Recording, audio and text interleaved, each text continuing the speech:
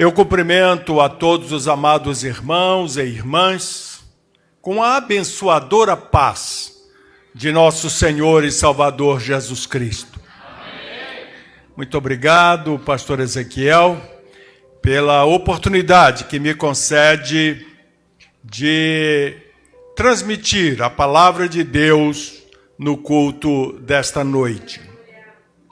Eu convido a amada igreja para abrir a sua Bíblia no Evangelho, segundo escreveu o apóstolo João, no capítulo 21, versículos 15 a 17. João, capítulo 21, versículos 15 a 17. Diz assim a palavra de Deus. E depois de terem jantado, disse Jesus a Simão Pedro: Simão, filho de Jonas, amas-me mais do que estes? E ele respondeu: Sim, Senhor, tu sabes que te amo. Disse-lhe: apacenta os meus cordeiros. Tornou a dizer-lhe segunda vez: Simão, filho de Jonas, amas-me? Disse-lhe: Sim, Senhor, tu sabes que te amo. Disse-lhe: apacenta as minhas ovelhas. Disse-lhe terceira vez: Simão, filho de Jonas, amas-me? Simão entristeceu-se por lhe ter dito terceira vez: amas-me? E disse-lhe: Senhor, tu sabes tudo. Tu sabes que eu te amo. Jesus disse-lhe: apacenta as minhas ovelhas.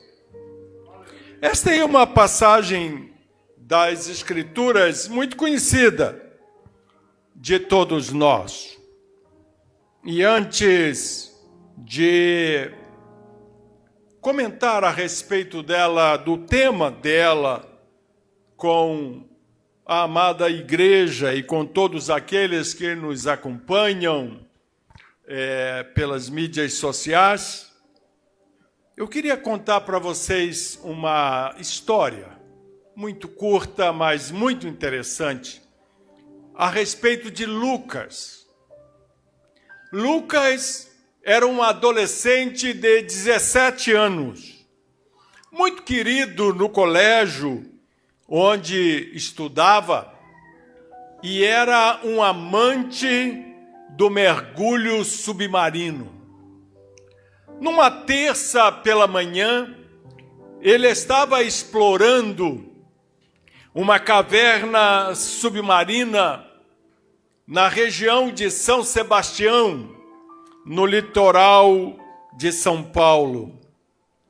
Ele planejava comemorar o aniversário de sua mãe naquela noite, saindo para jantar com seus pais e o irmão mais novo. Na caverna submarina, Lucas ficou preso numa passagem estreita.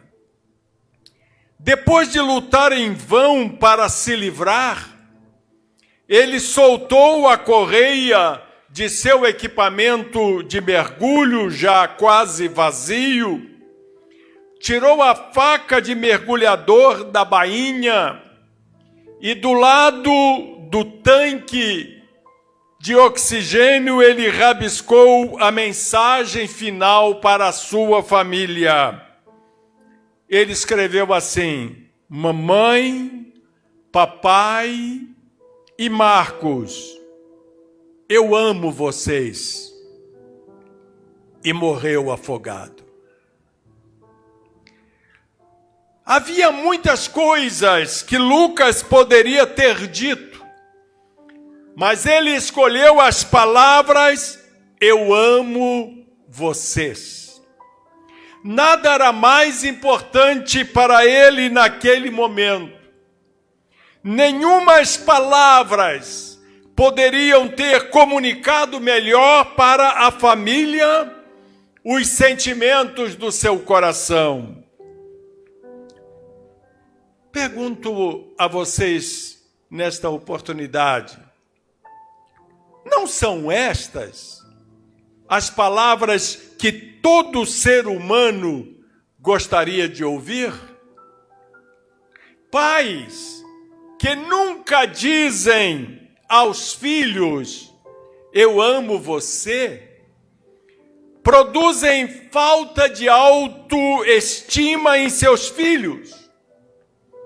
Algumas pessoas vivem amarguradas porque não se sentem amadas.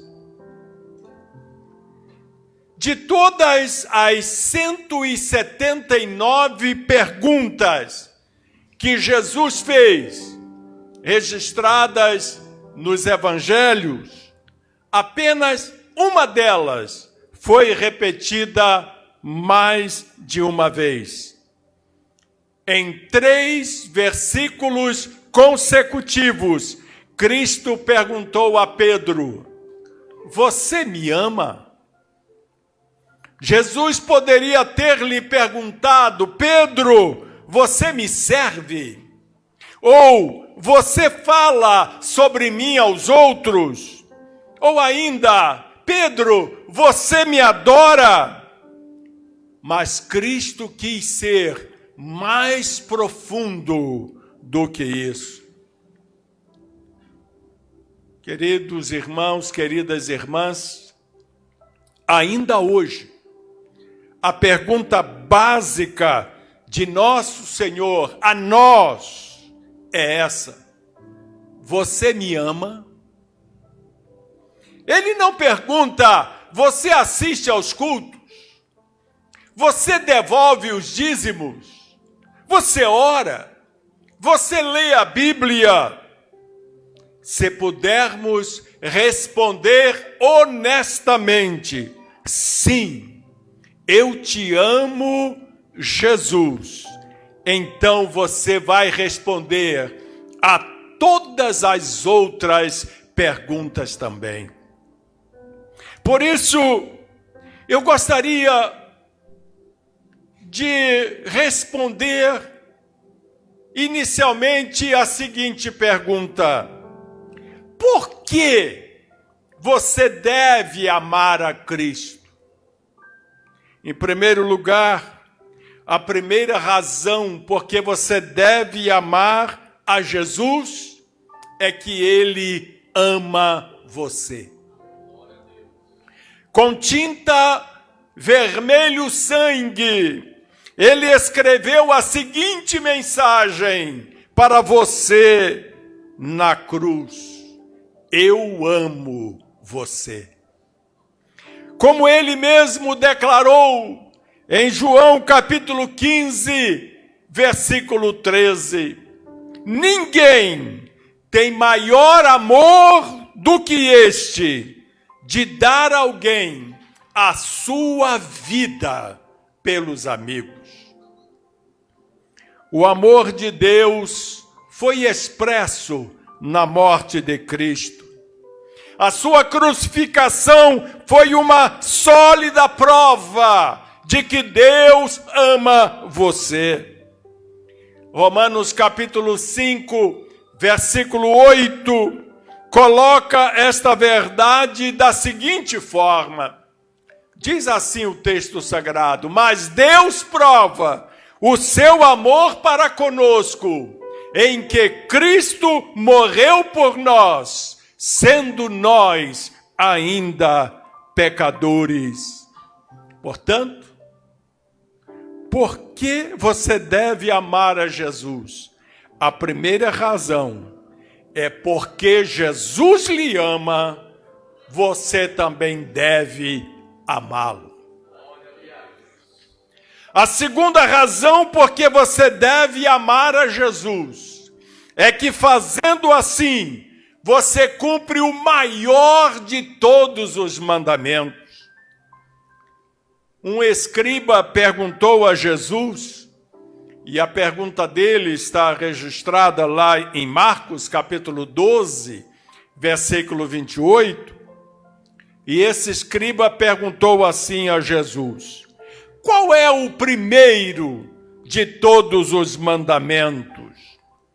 E Jesus respondeu no versículo 30, amarás, pois, ao Senhor teu Deus de todo o teu coração e de toda a tua alma e de todo o teu entendimento e de todas as tuas forças. Neste texto, Jesus estava se referindo a Deus Pai, mas Cristo também é Deus. E uma vez que amá-lo cumpre o grande mandamento, então deixar de amá-lo deve ser o pior pecado. Portanto, a segunda razão porque você deve amar a Jesus é que, fazendo assim, você cumpre o maior de todos os mandamentos. E a terceira razão, porque seu amor deve ser dedicado a Jesus, é porque Ele o fará ganhar em meio ao sofrimento.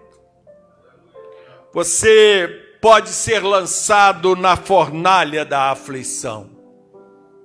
Talvez um membro da família tenha morrido, ou você perdeu a saúde, ou o seu casamento está se desintegrando, ou seus filhos estão lhe causando mágoas. É importante ter em nossa memória que mais cedo ou mais tarde a fé de cada cristão é provada no momento da adversidade. Nessas ocasiões, a promessa da Bíblia que mais repetimos é a de Romanos capítulo 8, versículo 28. Sabemos que todas as coisas contribuem juntamente para o bem daqueles que amam a Deus. Guarde bem estas últimas palavras: daqueles que amam a Deus.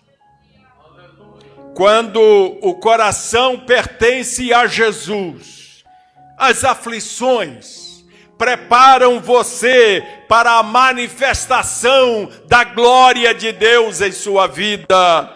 Aleluia. Doenças mortais fortalecem a sua fé, e a própria morte o conduz à presença de Cristo.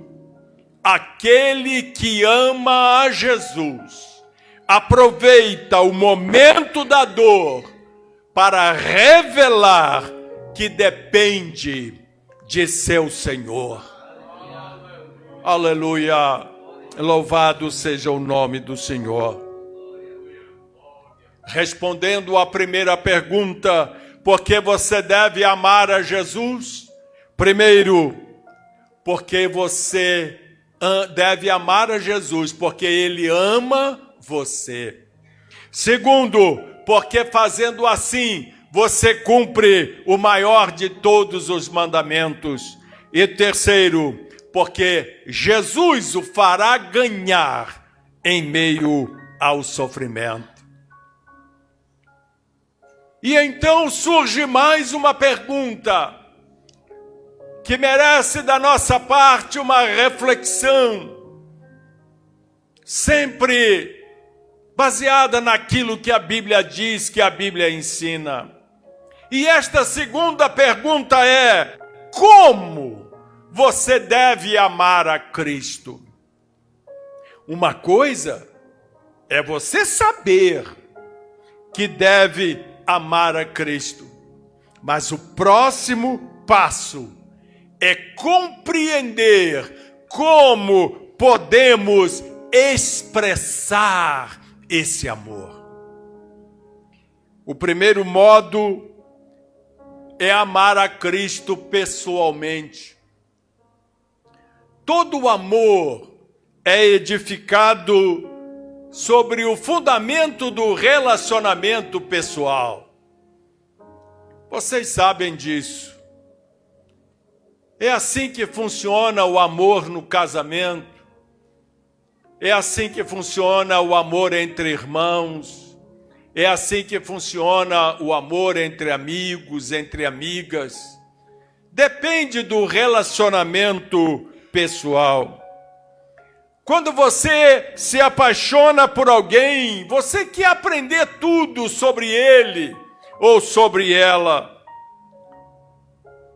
Jesus não perguntou: Pedro, você ama meus ensinos? Ou você ama a minha igreja? Ou você ama a minha palavra? Mas a sua pergunta foi: você me ama? O que você aprecia, eu lhe pergunto, para ser um servo ou uma serva de Cristo? O companheirismo na igreja, as amizades de um povo maravilhoso, é algo que te deixa feliz? A certeza dos pecados perdoados também é algo que alegra o seu coração, por ser um servo ou uma serva de Cristo. Deus quer que você desfrute esses benefícios. O benefício das amizades com um povo maravilhoso, a certeza dos pecados perdoados. Deus quer que você desfrute todos esses benefícios, mas não espera que eles sejam o centro do seu amor. Esse lugar está reservado para Cristo. O segundo modo de amar a Cristo é amar a Cristo fervorosamente. Quando Jesus foi interrogado sobre o mais importante mandamento da vida, ele respondeu francamente. E aqui nas minhas anotações eu sublinhei uma palavra que Jesus repete lá em Marcos capítulo 12, versículo 30. E eu vou enfatizar estas palavras que eu sublinhei ao ler esse texto para vocês, que vocês vão acompanhar no telão da igreja, através da eficiente equipe de mídia de nossa igreja. Olha só como Jesus respondeu a esta pergunta sobre o mandamento mais importante da vida. Ele respondeu assim: amarás, pois, ao Senhor teu Deus de todo o teu coração e de toda a tua alma e de todo o teu entendimento e de todas as tuas forças. O que estas ênfases de Jesus nos ensinam? Ensina, irmãos, que nosso amor pelo Senhor Jesus tem de ser absoluto. Não há limite em nosso amor por Cristo. Devemos amá-lo com tudo que podemos, de toda a nossa alma, de todo o nosso entendimento, de todo o nosso coração, com todas as nossas forças. Aleluia! Este é o segundo modo de amar a Cristo. Além de pessoalmente, você o ama fervorosamente. Louvado seja o nome do Senhor. Em terceiro, nós devemos amar a Cristo pela fé. As Escrituras Elas descrevem a fé como a prova das coisas que se não veem. Com isso em mente, com esta definição de fé contida nas Escrituras, a prova das coisas que se não veem, considere a declaração de Pedro em sua primeira carta, no capítulo 1, no versículo 8. Nesse momento da sua carta, Paulo diz assim: mesmo não o havendo visto, amás. Mesmo não havendo visto, amás. Algumas pessoas dizem que não podem amar a Cristo porque nunca o viram. Mas quando você ama aos outros, a fé está envolvida. Você não sabe se eles estão lhe dizendo a verdade ou te enganando. Você não pode ver o que eles serão daqui a 10 anos, mas você os ama de qualquer maneira. Não é verdade? Isso é fé. Este é um exemplo de fé. Jesus é bom e amável. Ele realizou o maior ato heróico da história, quando adquiriu a nossa salvação na cruz do Calvário.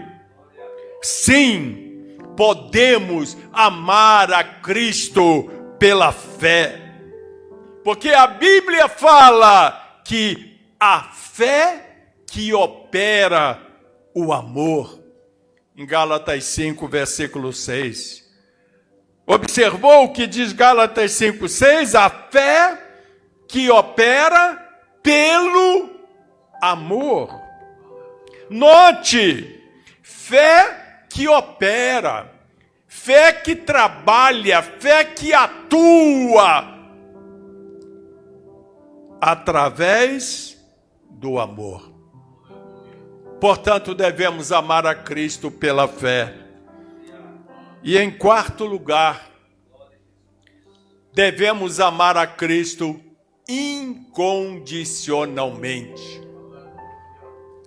Uma garotinha, deixa eu contar uma historinha rápida para vocês. Uma garotinha, ela estava apresentando a um homem cada uma de suas bonecas. E este homem perguntou para a garotinha: qual é a sua boneca favorita? E a menina foi ao quarto e voltou, trazendo uma boneca sem cabelo, nariz quebrado e sem pernas. O homem perguntou: por que você gosta mais dessa boneca?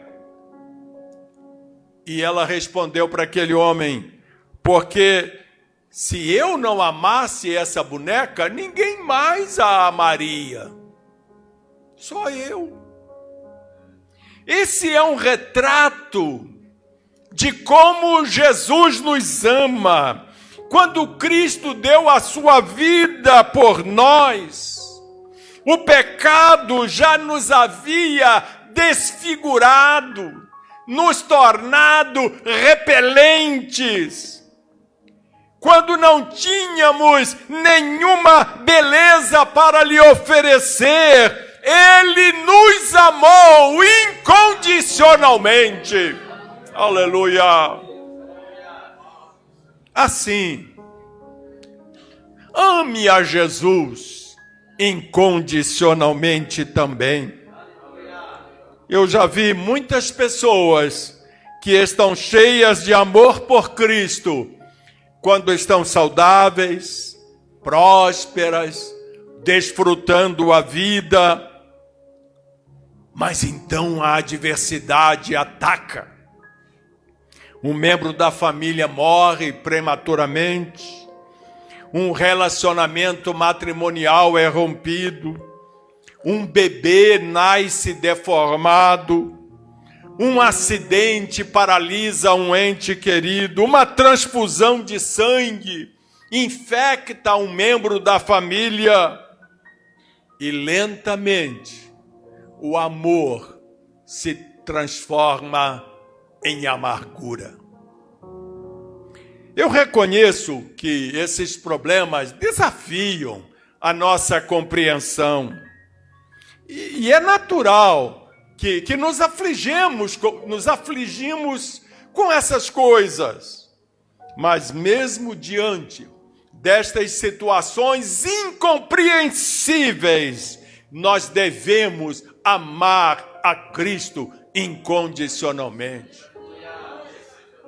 Eu já contei aqui para os irmãos uma vez, vou repetir rapidamente, porque vocês já me ouviram contar essa experiência da minha vida, quando eu estava passando por uma luta tão grande na minha vida que não tinha fim. Nada dava certo comigo. E numa madrugada eu ajoelhei-me na presença de Deus e fiz um voto ao Senhor. E disse: Senhor, se tu me abençoares, me deres vitória nessa luta pela qual eu estou passando, fazer prosperar o meu caminho, eu vou te servir de todo o meu coração. Mas, Senhor, se tu não me abençoares e a minha situação piorar ainda mais, e ao invés de morar nesta casinha, eu for morar debaixo da ponte, eu vou continuar te amando. Meus irmãos, esta oração mudou a minha vida. Tudo mudou a partir dali. De uma forma milagrosa e extraordinária, os problemas foram resolvidos, as questões foram superadas, as portas se abriram e as bênçãos vieram umas sobre as outras. E agora, já nos meus 70 anos, quando eu me lembro dessa experiência lá da minha juventude, com poucos anos de casado, eu percebo que Deus estava esperando de mim uma manifestação de que eu amava a Jesus incondicionalmente. Aleluia! Eu deixo essa experiência com vocês, porque devemos amar a Jesus independente das circunstâncias que nos cercam. E eu queria, na terceira e última parte desta mensagem, responder com vocês uma terceira pergunta. Já respondemos por que você deve amar a Jesus e como você deve amar a Jesus. Mas em terceiro lugar, uma terceira pergunta é como você pode provar seu amor por Jesus. O Novo Testamento apresenta 2 testes de nosso amor por Cristo. O primeiro deles é o amor por nossos irmãos e nossas irmãs. Primeira carta de João, capítulo 4, versículo 20, traz uma advertência para cada um de nós. E neste texto o apóstolo diz assim: se alguém diz, eu amo a Deus, e aborrece o seu irmão, é mentiroso.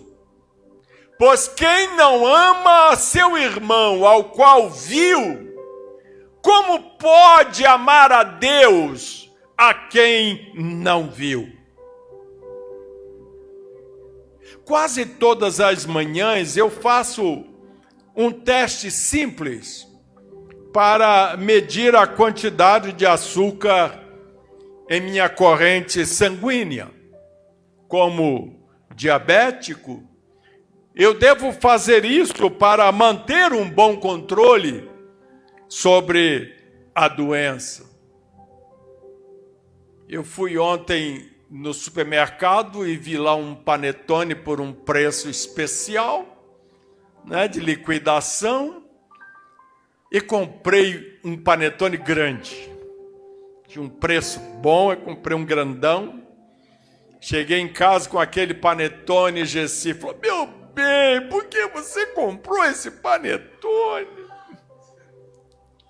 E eu disse para ela assim: eu sei que você gosta. E abrimos o panetone, e quando partimos o panetone, surpresa, não era um panetone, era um chocotone. E agora? O mancebo aqui é diabético. Vai comer um chocotone? Comi. Cortei um pedaço para mim, um outro para Gessi. Aí hoje de manhã tomamos um café com um chocotone. E eu feliz da vida. Até que, como eu faço todos os dias, antes do almoço, eu fui medir a minha glicemia. Ah, Jesus do céu, 227. Quando o normal é 90, 100, por causa dos remédios, da insulina que a gente toma, então é 90, 100, 227. Veja só, irmãos, essa picadinha no dedo, que eu espremo até verter uma gota de sangue sobre a fita de teste, eu a insiro no aparelho medidor e em poucos segundos eu tenho uma leitura de meu nível glicêmico, como acabei de contar para vocês. Mas antes da invenção desses glicosímetros, os diabéticos faziam uma estimativa da quantidade de açúcar no sangue de acordo com como se sentiam. Agora nós temos esses aparelhinhos e frequentemente eu fico surpreso com o resultado dos testes, como aconteceu hoje antes do almoço. Mas após centenas de testes, meu glicosímetro nunca esteve errado. Eu aprendi a confiar nele. E prometi a Gessi: não compro mais nem chocotone, nem panetone para nós. Pode ficar tranquila. E ela olhou para mim e falou assim: pelo amor de Deus! Não é? Como você pode saber se ama a Cristo? Você crê que o ama, mas deseja a confirmação? Então observe o medidor espiritual divino. Que medidor é este? É o seu amor pelos cristãos. Ele é a medida de seu amor por Cristo. Se você não ama os irmãos, você não pode amar a Deus. Para concluir, hoje, Jesus faz a você e a mim a mesma que formulou a Pedro. Pedro, você me ama? Ele me pergunta: Eude, você me ama? Ele diz o nome de cada um de vocês e pergunta: fulano, fulana, você me ama? Essa é uma pergunta decisiva, pois se você não ama a Cristo, você está eternamente perdido. Jesus disse aos judeus da sua época, em João 8, versículo 42, se Deus fosse o vosso Pai, certamente me amarias. Isso quer dizer que aqueles que não amam a Cristo estão afastados de Deus. E Tiago fala no capítulo 2, versículo 5 de sua carta, sobre o reino que ele prometeu aos que o amam. Aleluia. Tem um reino esperando você. Você vai reinar com Cristo nesse reino eternamente. Eu ouço frequentemente pessoas me dizerem que não têm certeza de sua salvação. Elas conhecem o Evangelho, creem em Cristo, mas duvidam que a sua fé é genuína. E para guiá-las em sua busca, eu sempre pergunto a essas pessoas: você ama a Cristo? Essa pergunta, meus amados irmãos, queridas irmãs, traz de volta a consciência dessas pessoas e as ajuda a discernir a autenticidade da sua fé. Se você está nesta situação de dúvida quanto à sua salvação, responda sinceramente a esta pergunta: eu amo Jesus? Aproveite esse momento para reavaliar sua vida e então responda com sinceridade, como Pedro respondeu no versículo 17: Senhor, tu sabes tudo, tu sabes que eu te amo. Aleluia. Comprometa-se então a amar a Jesus. O amor é um ato de vontade. O amor não é um sentimento. Você pode escolher amar a Jesus. Foi isso que ele quis dizer quando declarou que o maior de todos os mandamentos era: amarás, pois, ao Senhor teu Deus de todo o teu coração e de toda a tua alma e de todo o teu entendimento e de todas as tuas forças. Portanto, tome Jesus o primeiro lugar na sua vida. Comprometa-se a ter comunhão com Ele em oração, a ouvir sua voz soando através da Escritura, a meditar em seus atributos, a regozijar-se em seu amor. Então, o seu coração o amará. Você tem a promessa dele, e isso será uma bênção maravilhosa na sua vida. Que Deus abençoe a todos com essas palavras, em nome de Jesus. Amém.